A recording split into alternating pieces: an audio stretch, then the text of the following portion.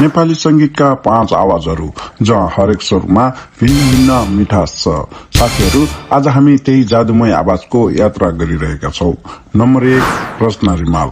रचना रिमाल सानै उमेरमा नेपाली फिल्म संगीतमा प्रवेश गरेकी रचना रिमालले आफ्नै स्वरको बलमा छोटो समयमै असाधारण पहिचान बनाइन्। उनका गीतहरू सुन्दा प्रेमको मिठास पनि महसुस हुन्छ, पीडाको गहिराई पनि सुनिन्छ। भावनात्मक गीत, रोमान्टिक धुन र अलिकति दर्द मिसिएको आवाज नै रचना रिमालको सबैभन्दा ठूलो पहिचान बनेको छ।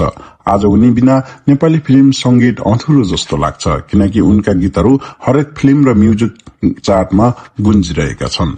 नम्बर 2, अन्जु पन्त। अन्जु पन्त केवल गायिका होइनन्, उनी नेपाली संगीतकी अनुभवी आत्मा हुन्। उनको स्वरमा कुनै बनावट छैन, केवल साँचो भावना छ। हजारौं गीत गाएर हरेक पुस्ताको मन जितेकी अन्जु पन्तले युवादेखि वृद्धसम्मको सबैको मनमा गहिरो छाप छोडेकी छिन्। त्यसैले नै उनलाई नेपाली म्युजिक इन्डस्ट्रीकी इमोसनल क्वीन भनेर सम्मान गरिन्छ। नम्बर 3, मेलिना राई। मेलिना राई जसको आवाजमा शक्ति पनि छ र मिठास पनि।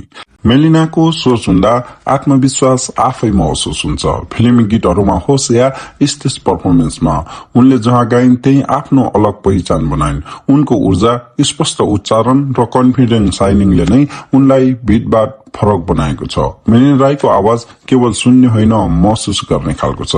नम्बर 4, एलिना चौहान। एलिनाको नाम नलिई कथा अधुरो रहन्छ। एलिनाको आवाजमा टुटेको मनको कथा छ, अधुरो प्रेमको पीडा र साँचो भावना छ।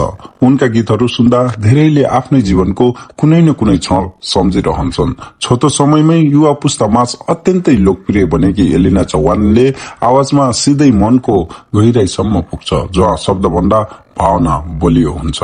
नम्बर 5, गायिका अस्मिता अधिकारी।